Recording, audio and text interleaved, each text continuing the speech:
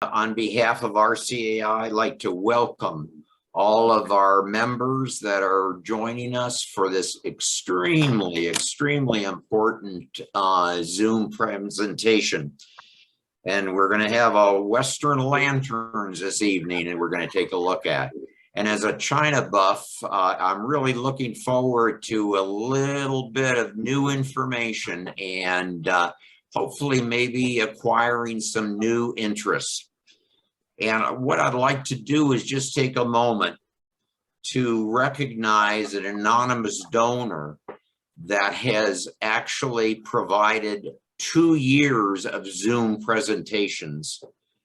Chad Harpole, our vice president, has really taken on the reins of this project and put together some very interesting, very informative presentations.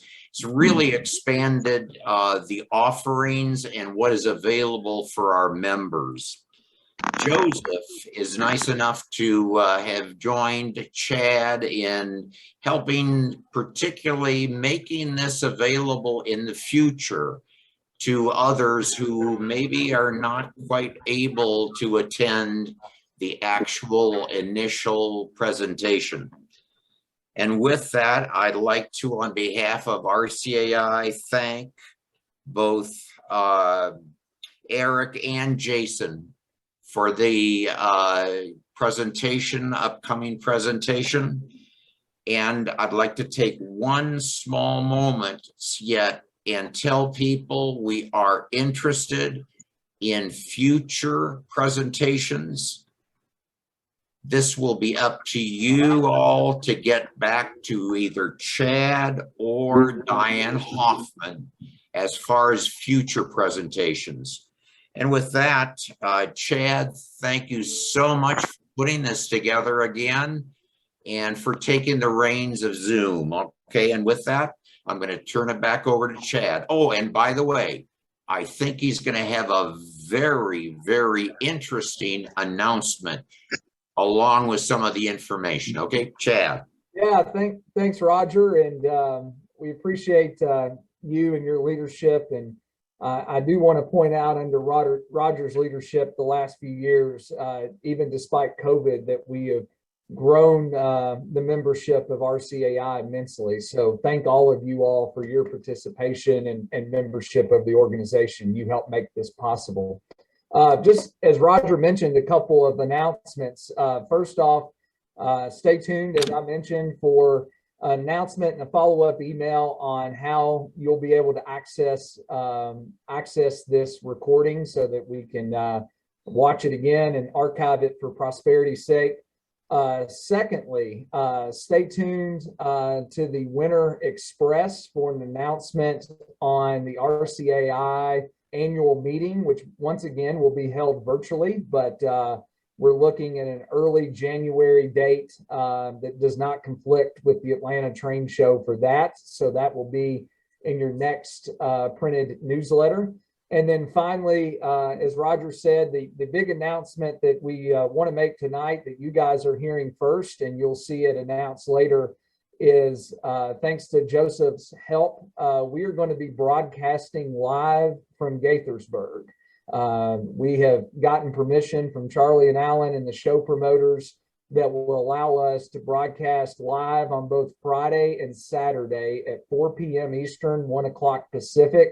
We're going to be live from the show, and literally we're going to walk up and down the aisles and showcase some of the selections and offerings at Gaithersburg. We're going to have some industry experts. I know Andy Sawyer is on the call today, but we're going to let Andy describe a few lanterns, and Ron Muldowney and folks will talk about some builder plates and number plates that are available for sale at Gaithersburg. So if you're unable to make the show this year, this is a way for you to not only see what is at the show and unfortunately what you're missing, but a way for you to participate in the show virtually. So that's our big announcement for the day. And once again, we're just trying to think of new ways to bring the hobby to you at home. So with that, appreciate everybody's time. And I'm turning it over to two folks that need no introduction. if you're in the lantern collecting community. Jason Sanford and Eric Whiteman. Jason lives in beautiful Utah these days, and is a major force in Western Railroad collecting. He runs the Western Railroad Antiques. Some of those of you might be familiar with that website and his offerings on Facebook. And then, of course, Eric Whiteman. And if you've been on eBay more than a day looking for railroad stuff, you're very familiar with Eric and his offerings, and the way that Eric is able to get folks both connected with the right items. I know I've had a lot of calls from Eric and appreciated in the past that he's found something that needs to be home in Central Kentucky. So Eric might not be my wife's best friend as far as the amount of money I've spent, but hey, that's the hobby.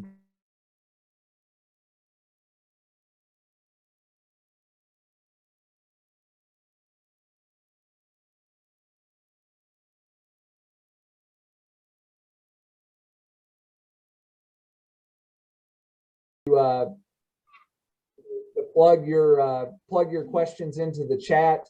We'll get to those, and then, like I said, at the end, if you'd like to speak, hit the raise hand option, and we'll call on you, and you can ask our industry experts any question or comment that you might have. So, with that, appreciate everybody joining us today. Thank you for your membership of RCAI, and I'll turn it over to Jason.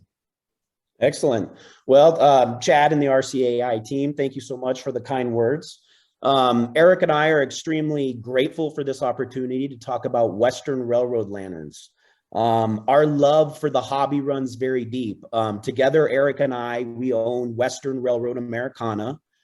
We sell online, eBay, etc. And, you know, from our perspective, we're heavily invested in this hobby, and we want to see, you know, the hobby grow and to continue to be successful. So the opportunity to do this is something that we jumped on, and, you know, I made a special trip to California to spend some time with Eric so we could prepare the presentation together. And we think you guys are really going to enjoy what we've put together tonight. So first of all, I will talk a little bit about reference material. Some of my favorite reference material over the years has been the RCAI. A couple favorite issues of mine are Spring, Summer, Autumn of 2000, where Bill Cunningham does an article on dating Buck lanterns. Buck lanterns are a personal favorite of Eric and I, so that article those articles were of a lot of interest. And, you know, I think some of the greatest articles from our perspective that have been in the RCAI have been the Richens Railroads that ran from 1993 to 2007.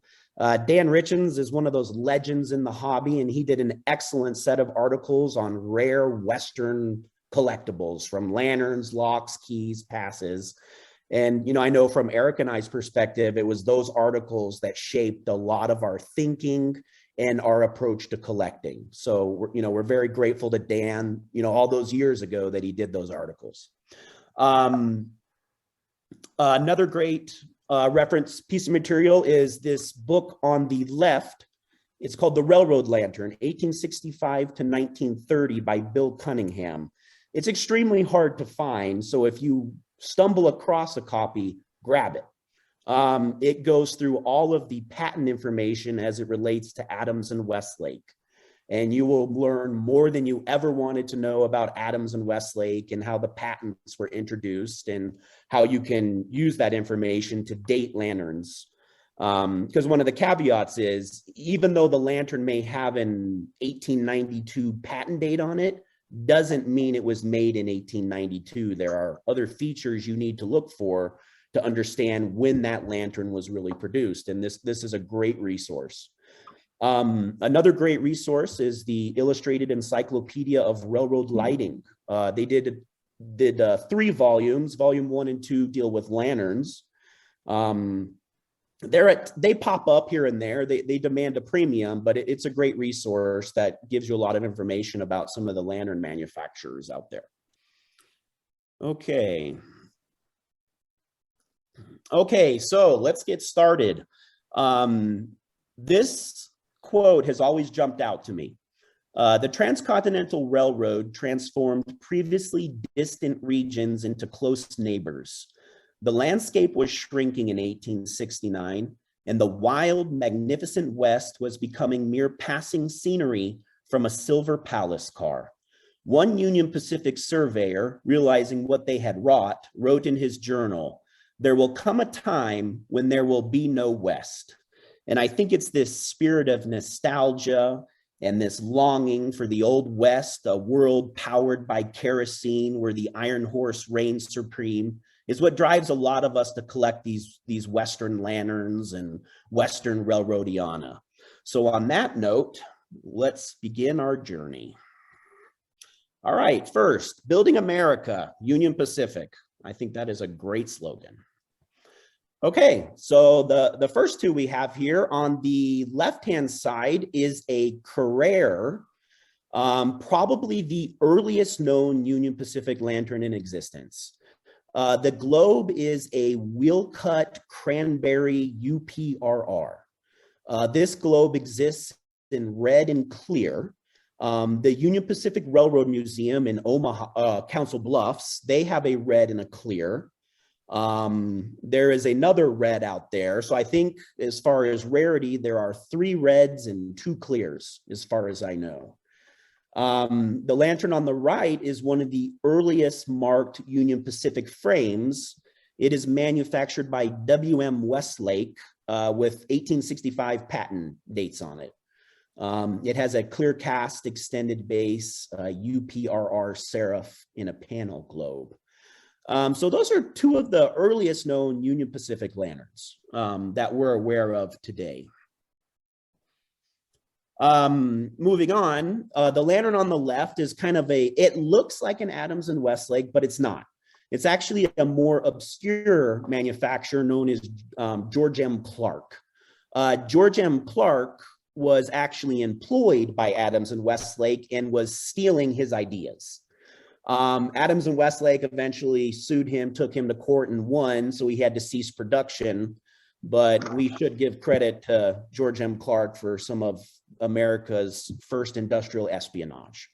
The telling factor there is if you look at the bail ears, the wire wraps around them, not necessarily a loop like an Adams and Westlake. But other than that, it looks exactly like an Adams and Westlake. The globe is a green cast, extended base, Union Pacific serif. That's the most common lettering style, not the most common color, but that is the most common lettering style you find in pre-1900 Union Pacific globes. On the right-hand side is a Adams and Westlake 1882 brass top with a green cast all caps Union Pacific globe. This is a great frame. I owned this frame years ago. I had since sold it to Eric. But that frame came out of Buena Vista, Colorado, and it belonged to a family whose like 2 greats-grandpa or 1 great-grandpa, I can't remember, worked for the Union Pacific when they controlled the Denver South Park and Pacific.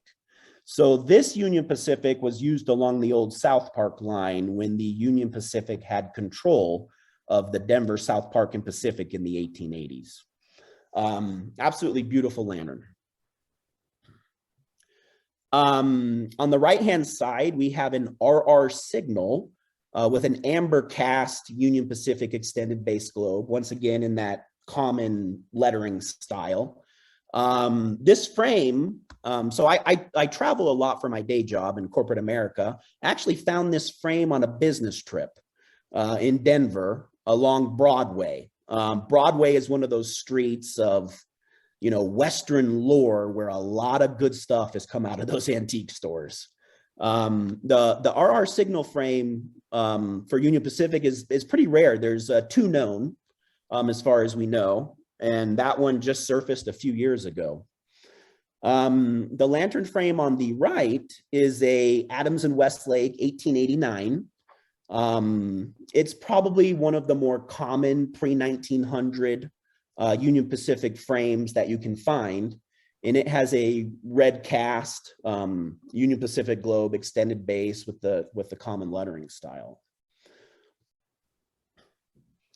Okay, and then this is a lantern of legends. I think a lot of us saw this lantern sell recently at the Morphe's auction, or the Dirk Soulis auction. It belonged to Steve Craiget, who is another one of those, legends in the hobby.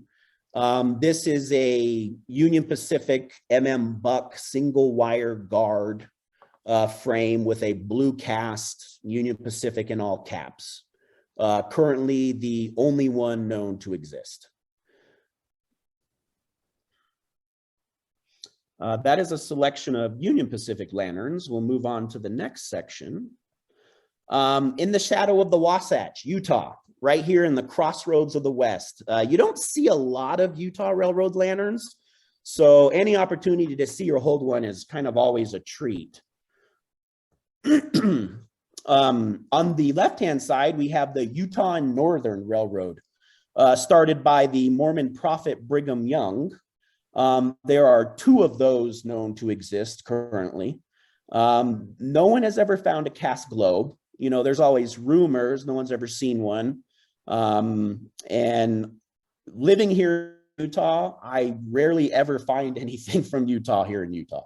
It's very bizarre. So I don't know if this stuff just vanished, if the employees didn't steal it, or if the families just hold on to it. It's very bizarre. You don't find a lot of Utah stuff for some reason.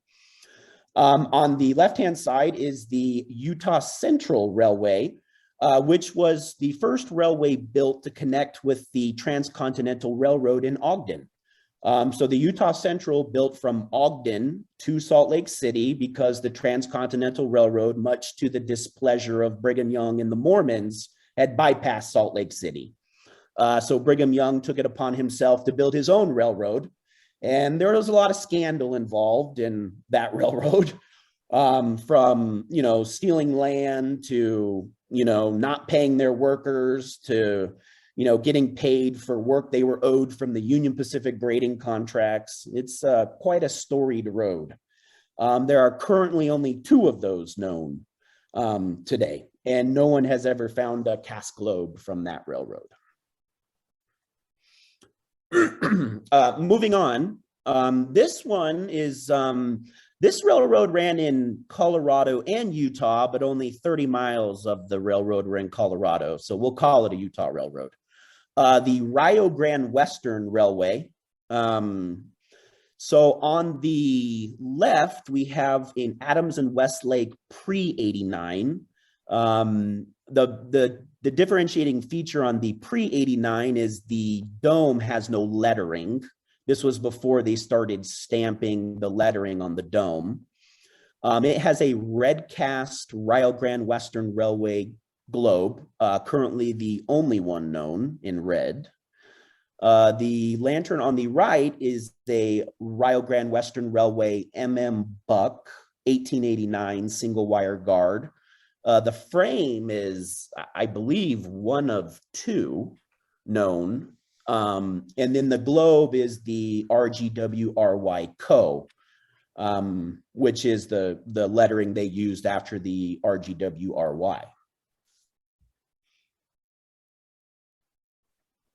On the left-hand side, we have a Hanlon Buck, RGWRY, with a clear cast extended base RGWRY globe.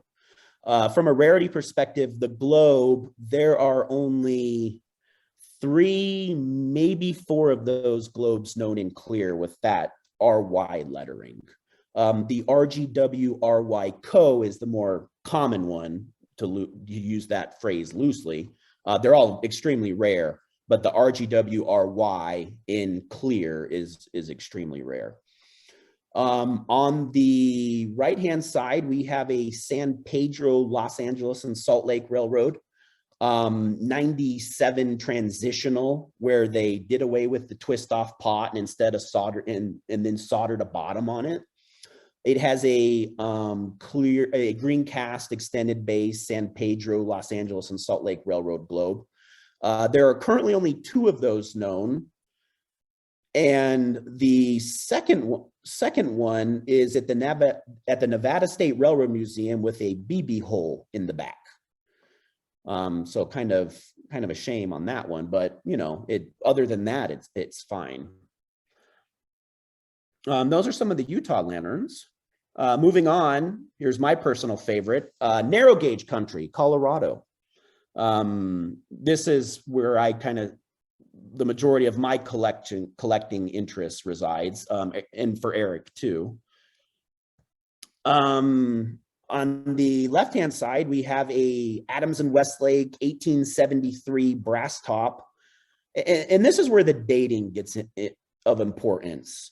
The patent dates on this are 1873, but it has some features that really date it to made after 1882. You know, a sprung globe retainer and some larger Westlake clips on the horizontal and vertical guards. Little things like that, you know, that for the enthusiast, we can get really excited about it. For the normal person, they're like, their eyes glaze over.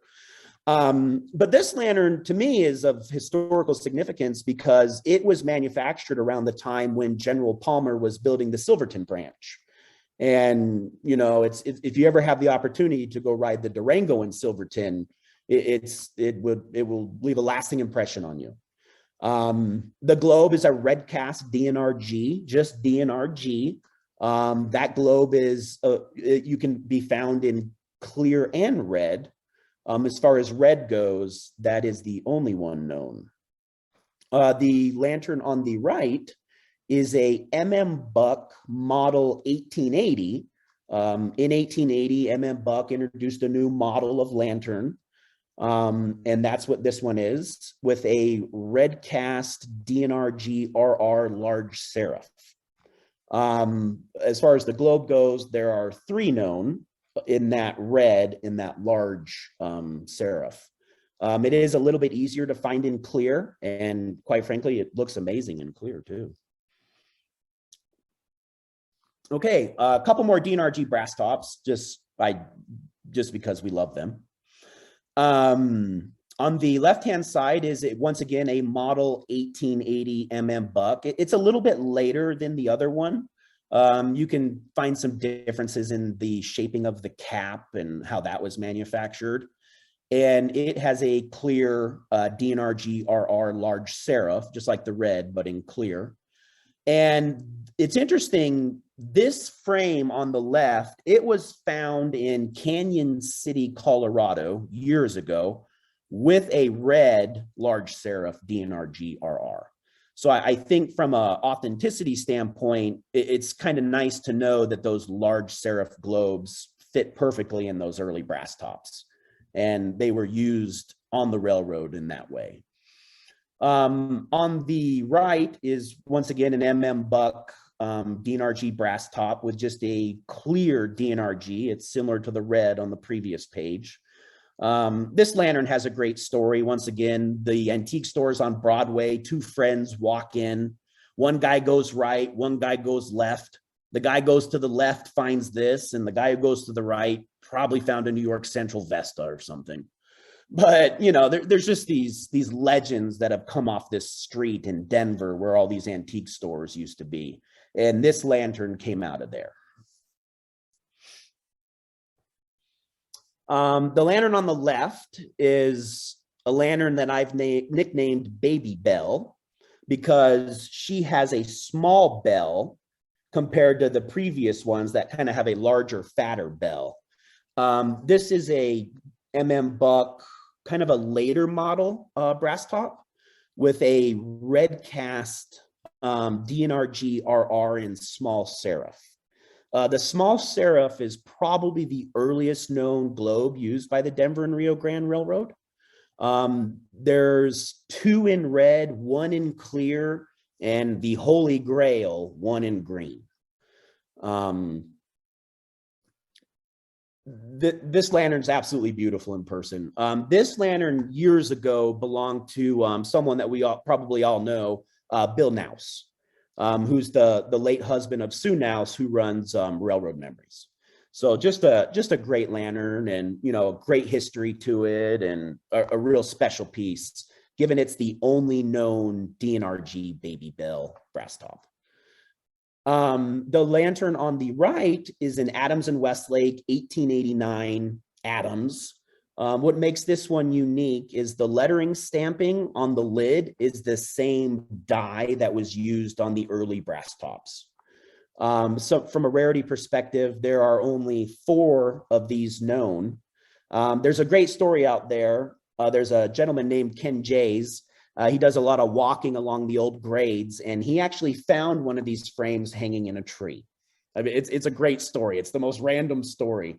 But that's one of the things about the West. It's these stories and this lure of the Old West that kind of bring us all together.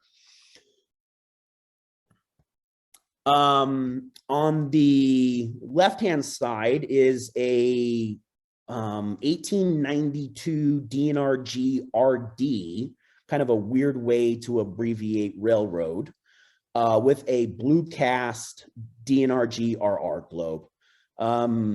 Currently the only one known. That globe was found in a toolbox at a yard sale, and Bill Nouse owned that years ago, and supposedly, in his words, he set a land speed record going to pick it up when his friend called him.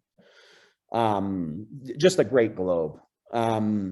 The lantern on the left is very interesting. It's a manufacturer you don't see a lot. It's National Brass. And, you know, for me, this is a lantern that has a lot of sentimental value to me, and one that I really cherish because of the backstory there. But, you know, the railroader, he wrapped the handle, and it's one of 2 known. The globe is a large DNRG RR block. It's an easier globe to find in red for some reason, but in clear, all the ones I've seen have been cracked, except one. Unfortunately, this one's cracked, but it's better than nothing. But this lantern has a special place for me personally. Moving on to some of the other Colorado narrow gauge railroads, we have the Denver, South Park, and Pacific. Just, you know, thanks to Mac Poor and his wonderful books on the South Park and the work that Mallory Hope Farrell's done on the South Park, it's a railroad of legends. You know, Alpine Tunnel, the Palisades. This is an Buck model 1876. Single wire guard. It also comes in a double wire guard. You can see up in the chimney, the vent holes are closer together. The brass cap is more bulbous. The bell is smaller. It's an amazing piece of history. As far as cast globes go, there's a clear. I've seen a clear. When I lived in Denver, I was hot on the trail of a red. Unfortunately, that trail went cold. But I was working with a guy, once again, another great guy on Broadway, you know, a legend in the hobby, and he knew where it was, and we were trying to get it. And then all of a sudden the family moved. So there is a red out there. But the South Park, always amazing. Anything from the South Park is just incredible history. On the right-hand side is a Adams and Westlake 1892 Adams for the Union Pacific, Denver, and Gulf. As far as lettering goes, probably the ampersand they used on that globe is the most distinct, beautiful ampersand you will ever see on a cast globe. It is very unique. I mean, you can see the globe from a mile away. They're all cast very nicely. It's just absolutely beautiful. On the left-hand side is a star headlight, currently from the Florence and Cripple Creek Railroad, kind of that 40-mile short line, 40 miles to fortune, they say, with a clear cast large letter FNCC extended base globe. From a globe perspective, there are 2 known. Rumor of a 3rd, and from a frame perspective, only 1 known. This frame is another lantern that Bill Nouse cherished very highly, and one that he held on to for a very long time. So that is an amazing piece of history and a great connection to the hobby and all the things we love. On the right-hand side is a Adams and Westlake 92 transitional It's called a transitional because of the slotted globe retainer in the top of the dome. That's a later 90s patented feature. CNSRY extended base globe. The 92 frames are fairly hard to find, but as far as extended base CNS globes go, you can actually find them. They have a lot of different lettering styles, and it's a great narrow gauge railroad from Colorado that's not as difficult to find as some of the South Parks and the Cripple Creek and some of those other roads. Okay, and this one to a lot of Colorado guys is the Holy Grail. This is a Rio Grande Southern Railroad. Of Otto Mears fame. He was famous for those silver passes that we all admire. The RGS, this is an 1889 Adams and Westlake. So this is the first lantern they ever used. From a rarity standpoint, there are 2 89s known and 1 92 transitional known. So RGS lanterns, there are only 3. No one has ever seen a cast globe. I think we'd like to believe there is one, given that in the 1890s, cast globes were fairly common. So hopefully it's just a matter of time before one of those turns up, and that would be an absolute amazing piece of history to see. Okay, moving on. The Holy Cross, Santa Fe. On the left-hand side, we have a Adams and Westlake's 1873 brass top with a red ATNSF over RR. When you hold this globe, it's like holding a small baby. It weighs like 5 pounds. It's heavy, thick, leaded glass. And in that early flashing, some people believe to get that reddish color, they would mix gold into the paint. And you hold this in your hand, and it is extremely heavy. A great piece of history to hold, and it has the weirdest shape. It's not shaped like some of these other earlier globes.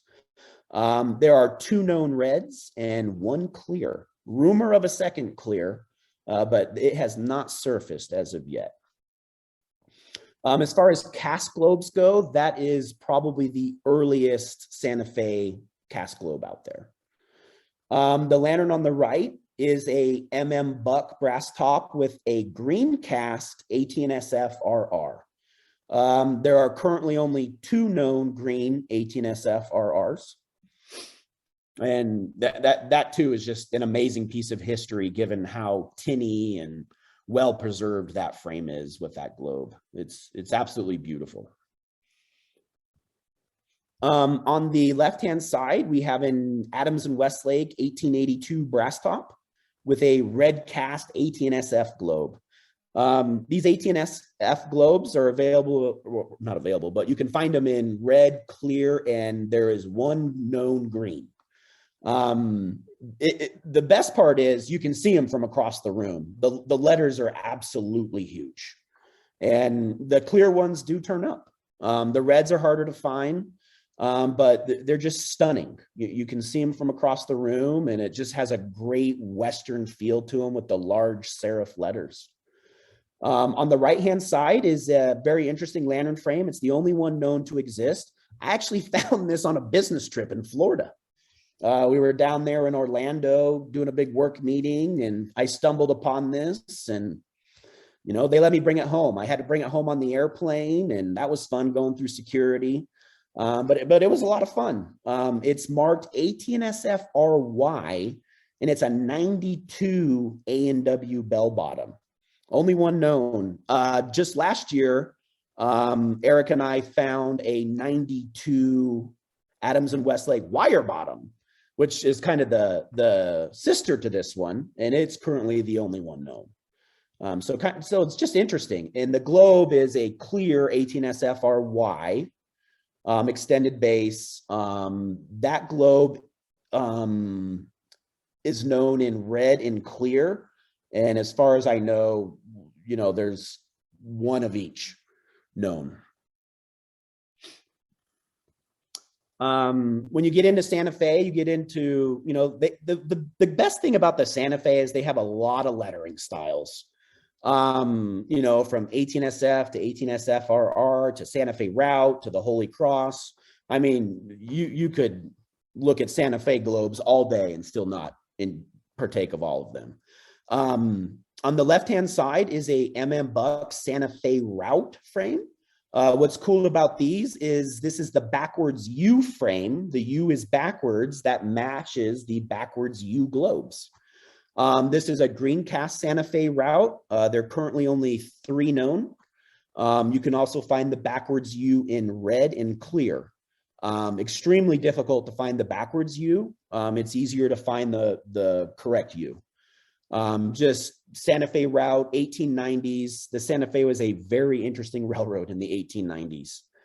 On the right-hand side, we have a Keystone Casey, which you don't really see that often out west here. It's more common to see like a Pennsylvania Railroad or a B&O or some of the eastern roads. But the Santa Fe did use Keystone Caseys. And this is a amber cast Santa Fe. It's interesting, you know, the perception of those globes have changed. They're a great globe, highly desirable, but they're not as rare as we used to think they were. They come up every so often. So it's interesting what the internet and eBay and, you know, technology has done to change perception of rarity on some of these things. And here is a globe of legends. Probably the story that we've heard more than any other story is Steve Craigett's auction 20 years ago. The big auction where the blue Santa Fe was sold for some obscene amount of money, and it's been the talk of the town ever since. This is actually not the Steve Craigett globe.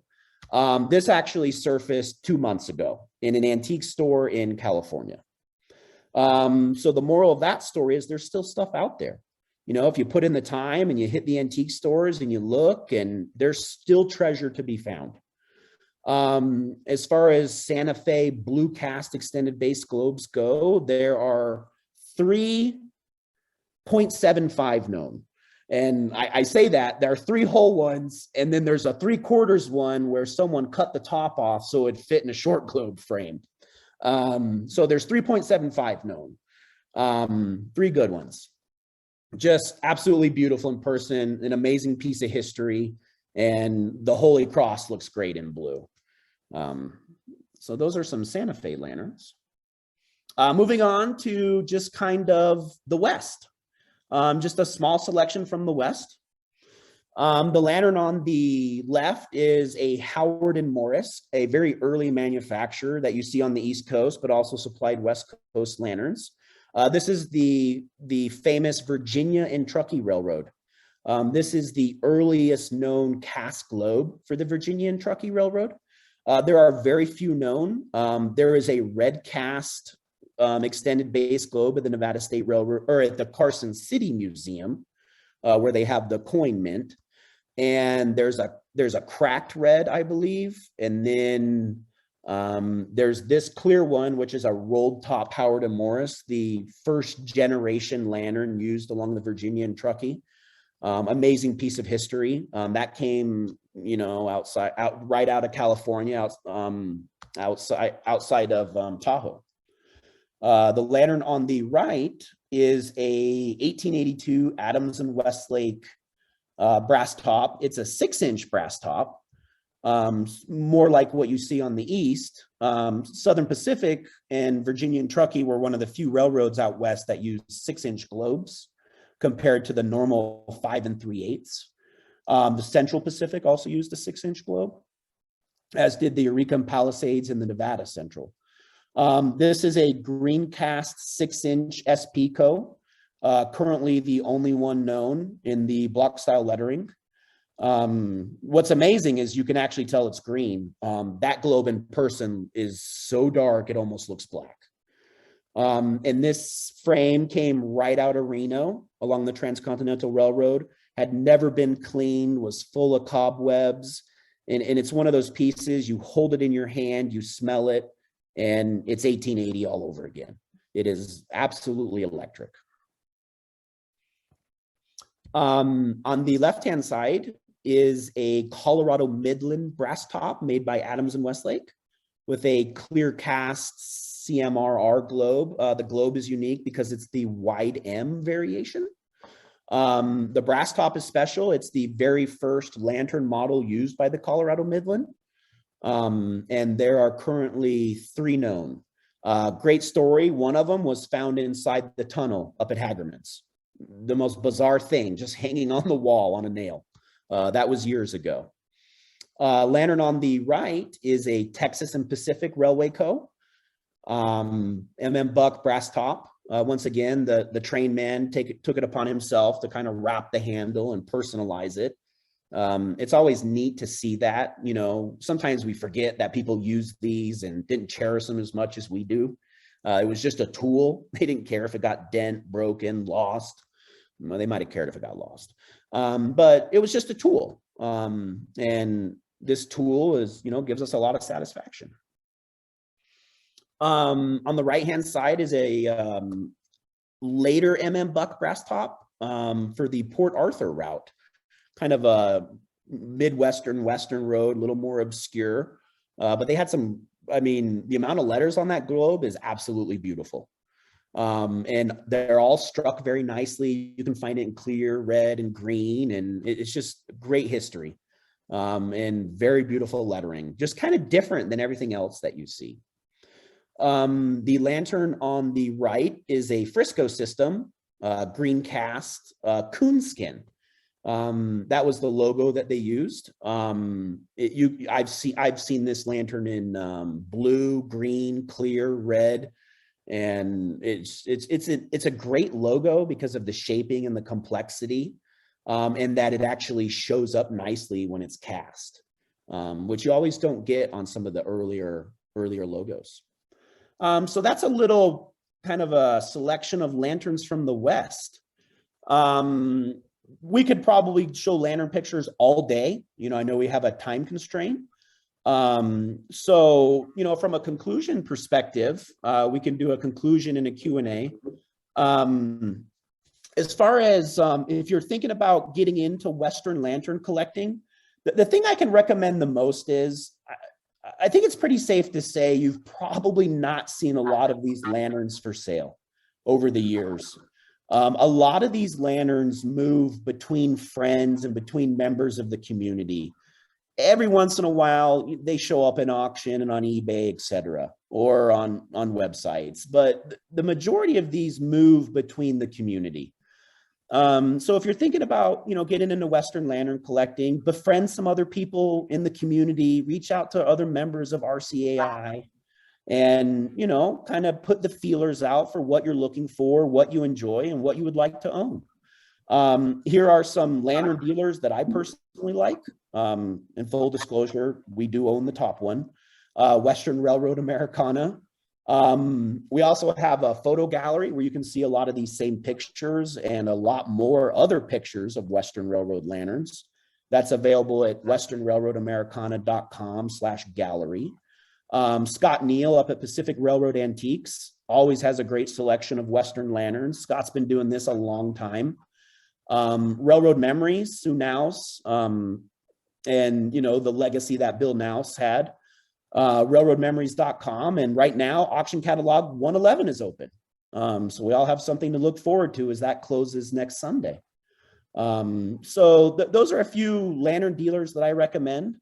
RCAI is a great place, amazing resources. There are some great Facebook groups out there. James Brady runs a great Facebook group that I don't even know, the membership is in the thousands, but there's people asking questions, posting pictures, everyone learning, posting things for sale. It's just a great community. And so, you know, if the one thing Eric and I hope you get out of this, the lanterns are fun, right? They're great to see. They're beautiful. They're amazing pieces of history. But more importantly, the community that we all are involved with and belong to, that's the real fun stuff. You know, carrying on these stories and hearing the stories. And for some reason, every Western Railroad lantern collector loves Mexican food. So a lot of time at Mexican restaurants, just talking about stories.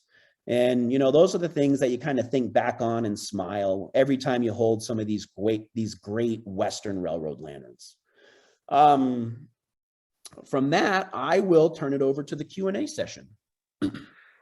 Well, Jason, thank you. That was unbelievable. So Thank you. You're welcome.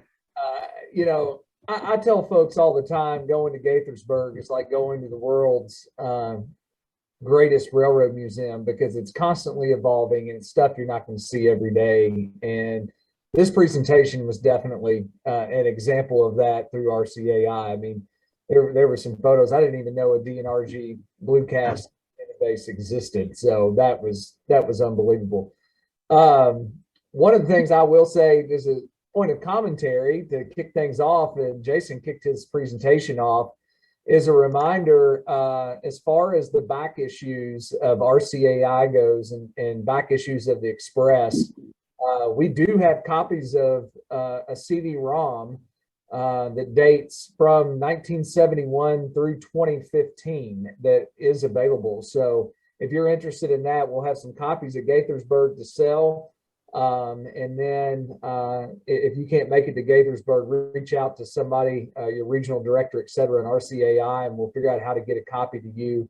We are looking at revamping our website, so I'm not going to make any apologies on the current state of our website, but one of the things we are looking at doing that we think is going to be feasible for the members is to upload the PDFs of the past issues up to members only page. So that's something we're looking at. There's no guarantees, but know that that's a priority for RCAI so that you can access the information that Jason mentioned. All right, Jason. So Eric, we've got you unmuted. You're both major Western collectors. Jason, and Eric, Eric's on camera now. So the house is on fire, guys. And as a fellow father, the kids and the wife, everybody, the dogs, the cats, they're out safe. What are you grabbing first? It could be multiple. You have two hands. And so that takes the fun out of it. The other hand's burned because we were thinking about it too long. Yeah. For me, I take a Buck DNRG brass top with a red cast.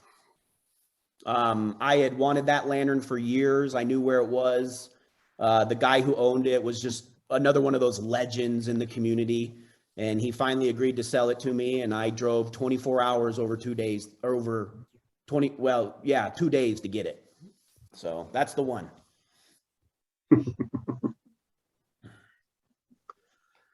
That's tough. Probably the red 18SF over RR for me. That'd be the big one. There's only one. I'd have to narrow it down to that. Not easy though. Wish we could be an octopus, cater about 8 of them out. Completely understand. So, Jason, you touched on this briefly, and the folklore and the intrigue of our hobby, particularly lantern collecting, is always out there. And I'm going to leave it to both of you all, because Eric, you're obviously connected, not only, and both of you all, but Eric, particularly with your eBay presence, you're not only connected to just Western stuff, but Eastern stuff and all points in between.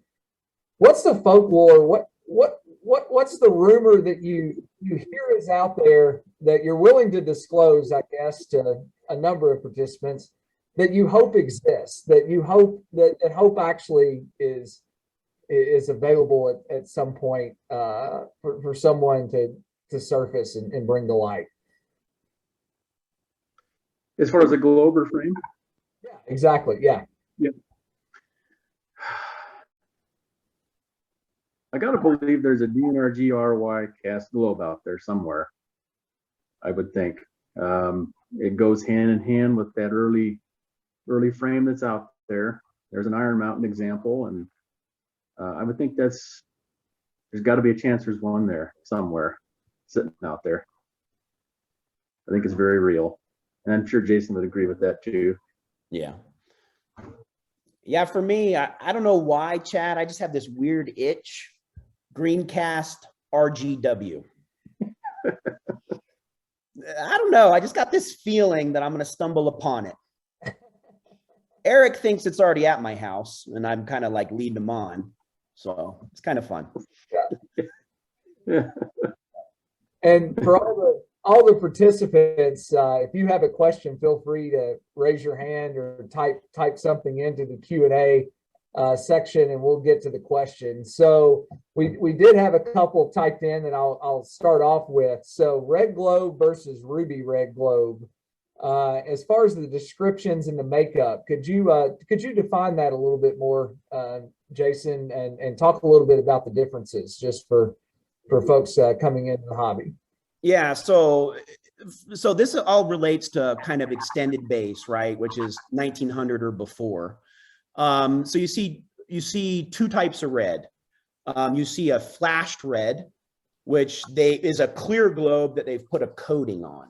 They flash the inside of the globe, and it gives it its red color. The DNRG, for example, actually had inside and outside flashed red globes. The outside flashing holds up terribly. And then there's this more ruby red color where they actually were able to perfect the manufacturing of red glass. So you no longer have flashing, and you see that right around 1899, 1900, where they said, okay, now we can do red glass. For example, the DNRG, they have red glass extended base globes. But most of them are flashed for all the Western roads. Yeah. They actually got their little cheaper process. They put selenium in the later red globes, which those are the ones that are non-flash. So that was a cheaper process. You'll see them like DNRG, like you said, and then Southern CNO. You've seen some of those where they're a solid red extended base. Some of them are even Corning hallmarked on the back in an extended base. So there's a lot of variations out there. Yep, I know a guy that sold me a beautiful C&HD red flash base one day. So that's how I kind of got to know him. That's right. I had a question on the backwards U Santa Fe's. Yeah. So, any folklore of why that was the case, and how did the frames come about that had a backwards U? That was texted. Yeah. Yeah, that's a tough one. I almost think maybe Buck even made the globes because they match identically. It's just a kind of an odd coincidence that they use backwards like that. I don't know all the history on those where they came about, but I got to believe that the frame and the glass maker are probably very much the same because they're identical the way they're made. And even the lettering style on the Buck frame too, it's a little different than most Bucks. It's a lot like the lettering on the glass, in fact, when you look at the two. Yeah, something else that's interesting, in the most recent Pack Rat auction, there were quite a few backwards U globes in there, even in clear. And he never strayed very far from home. And Pack Rat was known for being a picker and guys bringing him stuff. So there are some rumors that a lot of those backwards U globes were just used in Kansas, kind of in that small area. It's kind of interesting. Yeah, they're kind of like they had, different shops had different techniques for the steam engines, et cetera, ways of putting on the handrails, et cetera. It sounds like similar instance on the lanterns. Yeah, I don't know if like the purchasing agent was like, oh, we're going to buy these, and no one else did, but a lot of them have turned up there. Well, and I mean, we know, we see coupler samples and everything else. I assume Adams and Westlake and M Buck and folks had the equivalent of modern day drug reps on the road trying to sell this stuff off. So it's always a fascinating side of it as well. Yep. All right, so let's talk RCAI. Of course, younger generation trying to get in this hobby. You all showed probably the best of the best as far as it relates to lanterns and examples of some of the more expensive items. Can you talk a little bit about the economics of the hobby and entry points. If you were going to get into Western Lanterns, if you're a Union Pacific fan, what's a great entry point that somebody could start at, and then, shoot for the green cast Santa Fe route or the blue cast Union Pacific down the road. I mean, it doesn't take tens of thousands of dollars to get in this hobby. I think it's important to convey. Yeah, and I think that's a great point, Chad. And I think that's something we all need to be very conscious of, right? I'm a big believer, and so is Eric, quality over quantity, right? And it doesn't matter how you apply that to your collection, right? So let's talk about a couple of good entry points, right? Is it cool to have like a bunch of short globes? Sure. But what's really historical and the same price as a bunch of short globes is a clear cast Union Pacific Overland Shield in an 09 Adams or a 1913 Ad Lake Reliable. It's the historic Overland Shield. It's turn of the century. It's historic, and it's always going to hold its value, right? I mean, and that's kind of the secret to some of this stuff is buy the stuff that'll hold its value and that really has that touch point to history, right? And that's a very reasonably priced lantern. The same thing, and these are everywhere. A Santa Fe 1913 Ad Lake Reliable with a Santa Fe clear cast cross globe. I got, between Eric and I've got 20 of them sitting here. And it's the essence of what the Santa Fe was. It's this beautiful Southwest logo. It's a bell bottom. It's turn of the century. They're running beautiful trains. It's a couple $100. And it's an amazing piece of history, or you can even get a red Corning 18SFRY in a bell bottom reliable for $400. And, save your money, and those will always hold their value. There's some great turn of the century lanterns out there. I mean, if someone came to me and said, hey, I love this hobby, I want to get into it. I have, I want to be on a budget, I got to watch my finances like we all do. And I said, okay, what's your budget? And he said, a few $1,000s. I'd say, focus on those 09 Adams. A lot of railroads used them, and a lot of great railroads used them. Western Pacific, Union Pacific, Southern Pacific, DNRG, Santa Fe. You could put together an absolutely beautiful collection of 09 Adams and have a great little piece of history. Not everything needs to be colored. Not everything needs to be pre-1900. There are so many different ways to do this. And, I look at the coin world, for example, there's a lot of thought that goes into how people architect their collections and, how that collection touches history. And those are fun conversations to have.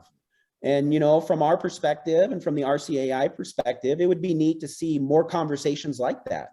How do we build a collection that touches history that's not going to break the bank, but it's going to hold value? It's something that down the road I can sell or pass it on to my children, right? Yeah, and I think, that's, to me, that's part of the role of RCAI, is to make sure, again, all those participating today, is to make sure we have a generation behind us to hand this hobby off to. Otherwise, we're shortchanging ourselves and our families, not having, it's, for those of you that are movie buffs, but it's kind of like old school when Frank the Tank goes streaking through the quad and realize that nobody's streaking with him. That's, from time to time, that's how we younger folks feel like we are in this hobby. But it's up to us to build it and to make sure that there's a future generation that's interested in this. And Jason, I think to your point, and Wes Ross is on the call today, our editor, but an article on 5 Western lanterns or 6 Western lanterns that are entry point lanterns that you can build a great Collection around, I think are incredibly important. So thank you for those comments. Just a quick reminder, if you have any questions, feel free to type them into Q&A, the chat, or raise your hand and we'll get you on with these guys. But the one question comes up routinely is the Blue Cast Santa Fe. So we know there's 2 out there. So there's the legendary pack rat auction, and then the one that surfaced that somebody might have ownership of on this Zoom conference today. Yeah, there's three. There's three. Okay, so there's three out there. Do we believe there's more, or is it is that something we all fall asleep at night and wake up every morning hoping there's something there? Well, I want to keep the dream alive. Let's all think there's more. Let's go find them. Well, so what's interesting is blue, from a durability standpoint, they had a lot of problem with the blue glass, heat problems and stuff like that. So are there more? In theory, there should be, because of how it was used, but there's always been problems with blue glass. So it's an interesting question. But yeah, that globe is just a globe of legends for some reason. It's the most talked about globe in the hobby on some of the groups and that auction. So yeah, it's pretty fun. I hope there's more. You know what I'd like to see? A green one, extended base, a full color set, which there's currently no green one known. Well, that's amazing. I know Eric's going to talk a little bit. We've got some Southern collectors on. Southern, I mean Southern Southeast regional collectors, and that's like a Southern Railway amber extended base. Yeah. To my knowledge, several on the call that I can see, one does not exist. Same way with C&O. You're not going to find one. And I started asking around, and it took us pulling out the rule book prior to Corning style globe showing up and realizing that amber didn't exist in various railroad rule books. So sometimes, the best evidence that one might not exist is right there in black and white if you can find the rules. So everyone keep that in mind. We do have a question that came in on Northern Pacific globe. So kind of going northwest there. Do they hold value, and are there different variations? And I'll extend that a little bit more. What's the best variation of MP globes that you guys are aware of?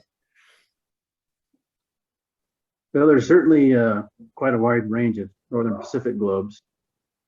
Been around a long time, so there's all kinds. I mean, if you're looking at like a Corning style, a clear cast NPRR, they're relatively common. They're out there.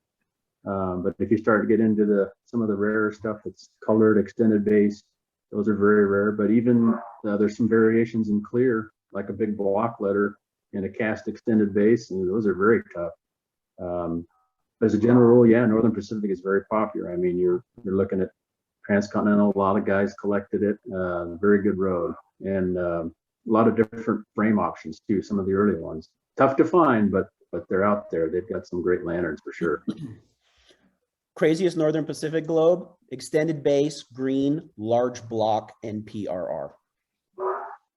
Incredible, just beautiful. Well, only one known. Beautiful. Yeah, and that's one of those ones where the amber is really hard to find, like an amber cast. You see amber etched, but there's far more blue cast than amber cast. I think there's probably only a couple amber casts. I've never seen one in person, but I'm sure there's one out there. But far more blue. So amber's very tough, but very good collectible road, definitely. So we have another question that's been texted in to me. Both of you guys are in the business, and you obviously promoted some other businesses, but over the last, let's call it 2.5 years, since really 2019, I think, with the first McHugh auction, through the current Morphy auction with more to come, and some other collections. Has there ever been a time in the Railroadiana hobby that there has been this much quality turnover in this short amount of time? And what do you think it's going to do to values of collections? Yeah, I think it's a bit of an avalanche. I mean, we're seeing a lot of stuff, and unfortunately that's par for the course because the age of a lot of the collectors over the years. I mean, we're seeing a lot of guys thin out, and unfortunately some guys pass. So there's a lot of material that kind of comes up at once, but I think it goes back to the same thing. Some of the common stuff will kind of stay, but the rare stuff is always strong. We've seen that in auctions. You know, you're talking 2, 3, 4 known of something, even if it's coming up now. I mean, it's going to be good. It holds its value. I think it's strong. And over the years, I mean, when I first started collecting, there's stuff I look at back then. I thought that's crazy money. Never buying that, you know. And I talk to other old timers, and they're like, "No, that's crazy." I wish I had that chance to buy some of those things because they were a steal. Looking back, so Yeah. Yeah, and what's interesting, you talk about some of those auctions, Chad, a lot of those rarities that were bought in those auctions, they're not coming back up for sale anytime soon. They're not. I mean, they're put away just as they should be, right? I mean, some of those are once in a lifetime buy opportunities. And, you know, they're put away, they're cherished. As far as values go, I mean, the pack rat auction, Santa Fe is very hot right now. People love Santa Fe because they saw that it's romantic, it holds its value. There's some beautiful stuff out there. I personally think Santa Fe right now is, you know, more popular than Union Pacific. I think DNRG is kind of maybe slowing down a little bit. You know, a lot of the Colorado centric guys are kind of, you know, they have one and they're good with it. But a lot of the guys out there are like, well, I want a Santa Fe, you know, it looks great. And so Santa Fe's doing really well. And, you know, I think that's good. We'll see some good value there. And here's the thing, like any hobby, you know, and I keep going back to the coin world because that's a fairly mature collecting world. When you buy the best, there's always going to be an opportunity to sell the best, right? But you don't have to have the best to enjoy this hobby. You know, never look at this hobby as an investment, right? You know, play the stock market or something else. You know, this is about fun, and find something that you enjoy, find something that you love, because the most important lantern out there is the one that you have on your shelf and that you enjoy. That's it. Who cares how much it's worth? Yeah. As long as you love it and enjoy it, that's all that matters. That's absolutely correct. I mean, you know, somewhere in this collection, in these multiple rooms of lanterns, is my very first railroad lantern I got when I was 12 years old, with no connection, family connection, or anything whatsoever. And you know, if the house is burning, there might be one in between me and the burning house and getting out after the kids and the family, but you know, the first one might be second or third heading out. So no doubt about that. I'm going to kick it over to Joseph. He might have a question here. I have a question about you know, y'all are showing all these great rare lanterns tonight. How many of those are y'all seeing turn up at shows, or are those just strictly like you said, passed between collectors, or just rare, just walk up on it in a antique shop?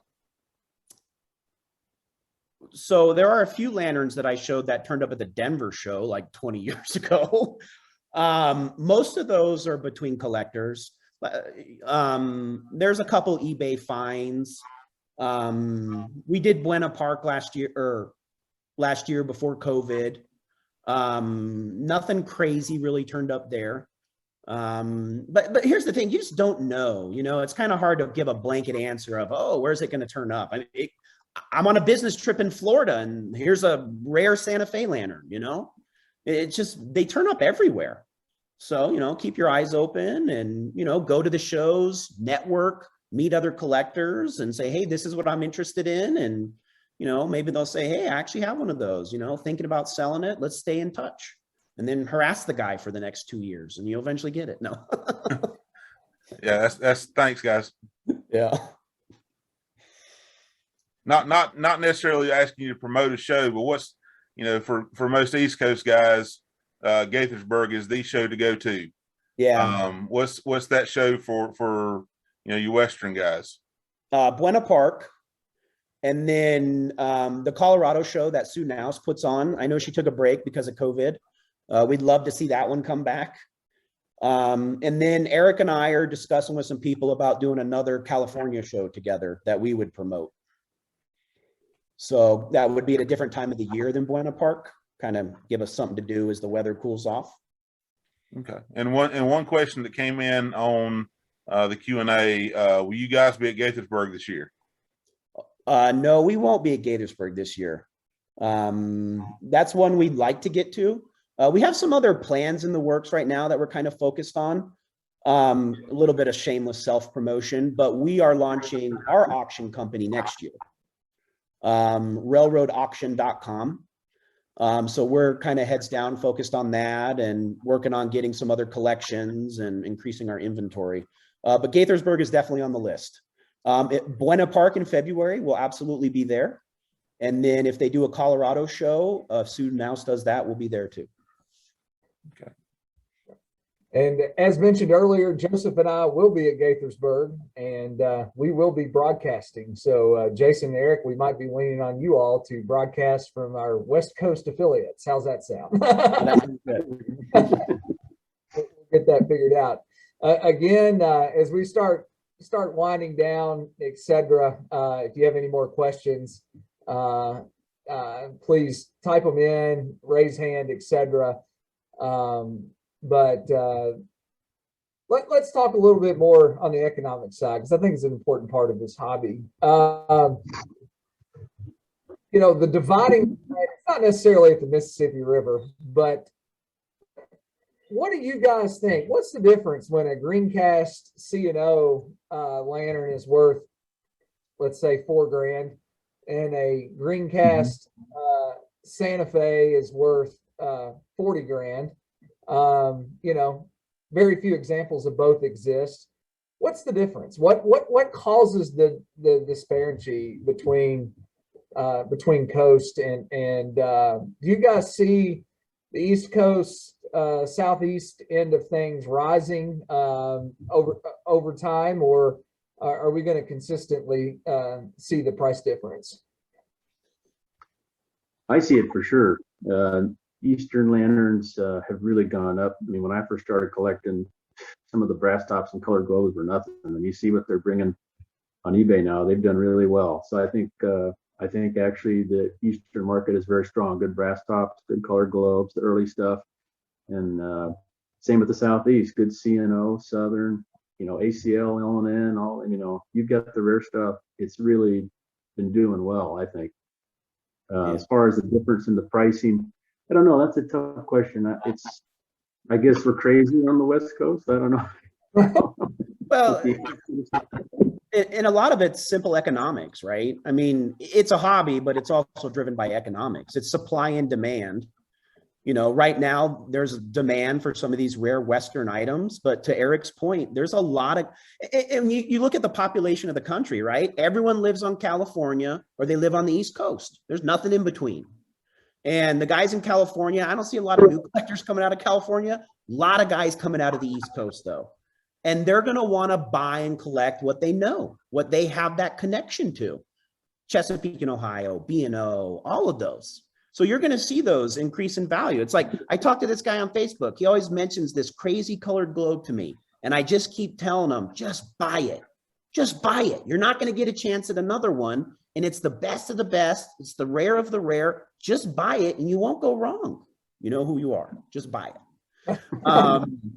But that's the thing. You got, and I had a conversation with Sue Nouse, and she said the same thing. A lot of her new subscribers are guys on the East Coast. They want East Coast railroad lanterns. Now, Eric and I have pigeonholed ourselves a little bit with this Western Railroad Americana. We do admit that. But we realize there is an opportunity for East Coast lanterns. People are going to collect what they connect to, right?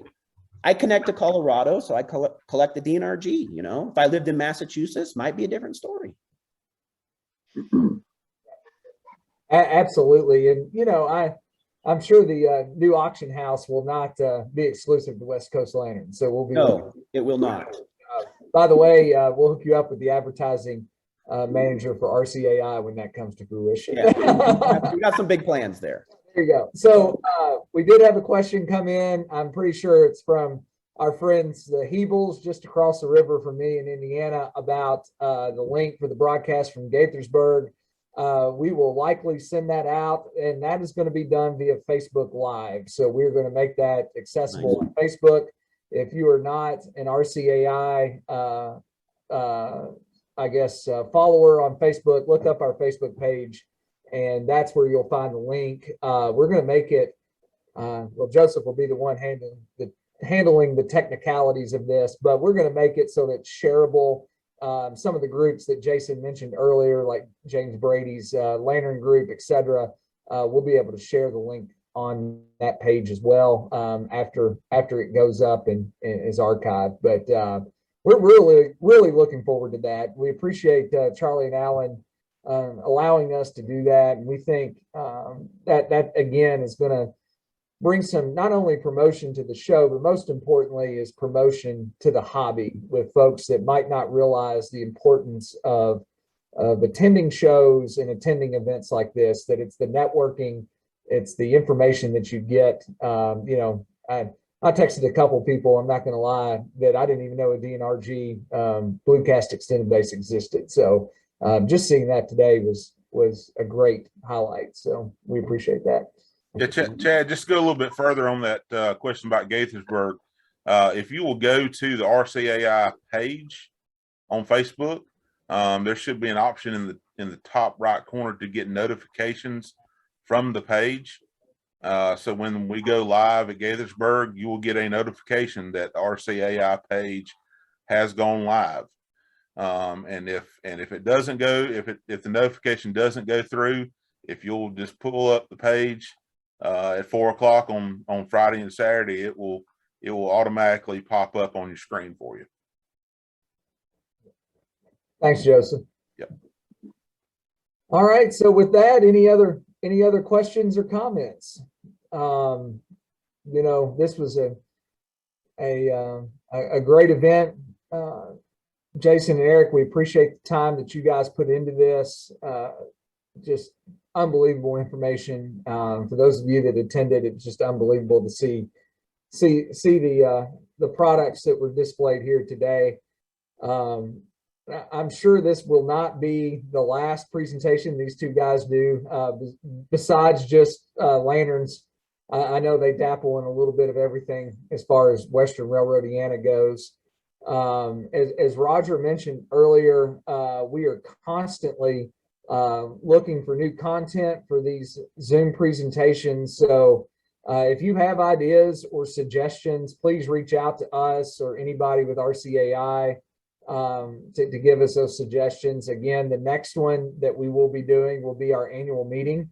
We're also looking at doing a Q&A just on, we're going to have some industry experts with a panel that'll talk a little bit, address your questions, comments, etc.